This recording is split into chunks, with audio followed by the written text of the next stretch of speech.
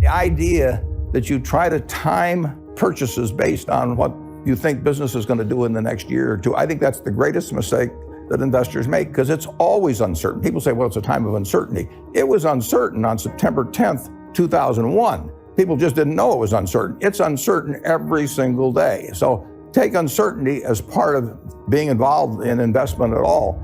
But uncertainty can be your friend. I mean, when people are scared, they pay less for things. And we try to price. We don't try to time at all. If I buy a farm near here and it turns out to be a terrible year and pests come in and there's no rain and all that sort of thing, am I going to sell it for half the price that it was selling for a year earlier, when I know over the next 100 years there's going to be 90 years that are pretty good, and a few bad ones? It doesn't make any sense to try and time things that way. And nobody knows what's going to happen tomorrow, ever. The only thing is they get very apprehensive about it at certain times, particularly when other people are apprehensive. When people get scared, they get scared as a group. The confidence comes back sort of one at a time. But there has been a lot of things that have been cleaned up in the economy in the last 18 months. A lot of the toxic assets are in better shape. There are going to be 4.5 million homes or thereabouts sold this year. There are 80 million homes roughly in the country. 25 million of them don't even have a mortgage.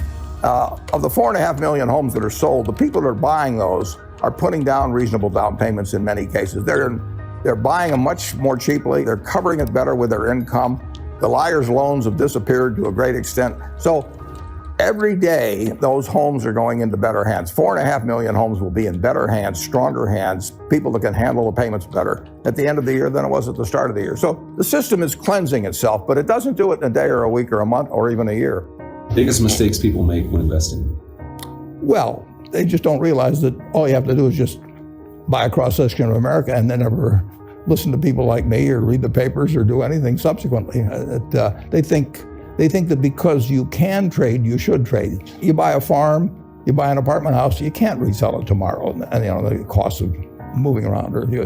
Now you get something handed to you, liquidity, which is instant. You can sell, and the cost of doing it are pennies, compared to other kinds of investment activity. So because they can so easily move around, they do move around, and moving around is not smart in investing. The idea that the European news or slowdown in this or that or anything like that, that would not cause you, if you owned a good farm and had it run by a good tenant, you wouldn't sell it because somebody said, here's a news item, this is happening in Greece or something of the sort. If you owned an apartment house and you got to raise your rents a little, it was well located, and you had a good manager, you wouldn't dream of selling it. If you had a good business personally, the local McDonald's franchise, you wouldn't be thinking about buying or selling it every day. Now, when you own stocks, you own pieces of businesses, and they're wonderful businesses. You can pick the best businesses in the world. And to buy or sell on current news is just crazy. You're in a wonderful business.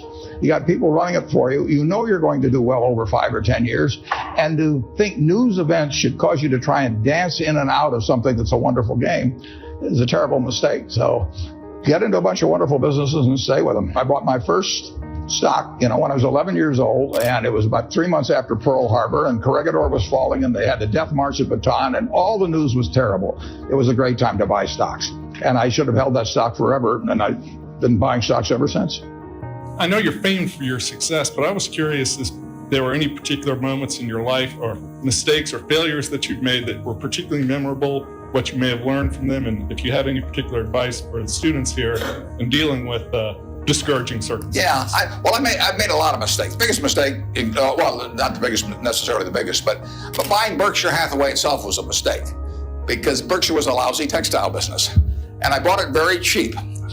I've been taught by Ben Graham to buy things on a quantitative basis. Look around for things that are cheap. And I was taught that, say, in 1949 or 50. It made a big impression on me. So I went around looking for what I call used cigar butts of stocks. And the cigar butt approach to buying stocks is that you walk down the street and you're looking around for cigar butts, and you find this on the street, this terrible looking, soggy, ugly looking cigar, one puff left in it. But you pick it up and you get your one puff. It's disgusting, you throw it away, but it's free. I mean, it's cheap. And then you look around for another soggy, one puff cigarette. Well, that's what I did for years. It's a mistake. Although you can make money doing it, but you can't make it with big money. It's so much easier just to to buy wonderful businesses. So now I would rather buy a wonderful business at a fair price than a fair business at a wonderful price. But in those days, I was buying cheap stocks, and Berkshire was selling below its working capital per share. You got the plants for nothing, you got the machinery for nothing, you got the inventory and receivables at a discount. It was cheap, so I bought it. And 20 years later, I was still running a lousy business, and that money did not compound. You really want to be in a wonderful business, because the time is the friend of the wonderful business. You keep compounding, it keeps doing more business, and you keep making more money. Time is the enemy of the lousy business. I could have sold Berkshire, perhaps liquidated it, and made a quick little profit, one puff. But staying with those kind of businesses is a big mistake. So you might say I learned something out of that mistake, and I would have been way better off taking what I did with Berkshire is I kept buying better businesses. I started an insurance business, See's Candy, the Buffalo, all kinds of things. I would have been way better doing that with a brand new little entity that I'd set up, rather than using Berkshire as the platform. Now I've had a lot of fun out of it. I mean, everything in life seems to turn out for the better, so I don't have any complaints about that, but it was a dumb thing to do. I went into US Air. I bought a preferred stock in 1989.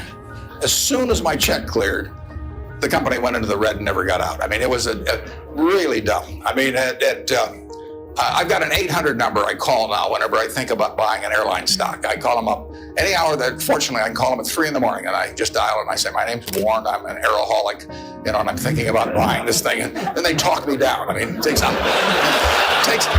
hours sometimes, but it's worth it, believe me. If you ever think about buying an airline stock, call me and I'll give you the 800 number, because you don't want to do it.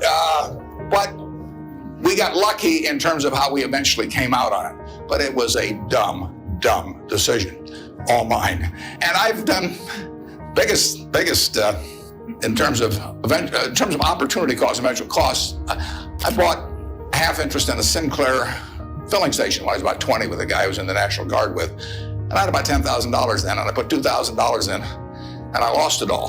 So that was 20%, and that means that the opportunity cost is now $6 billion of that filling station, which is a big price to pay for, getting to wipe a few windows and a few windshields and things like that. So actually, I like it when Berkshire goes down, because it reduced the cost of that mistake on an opportunity cost.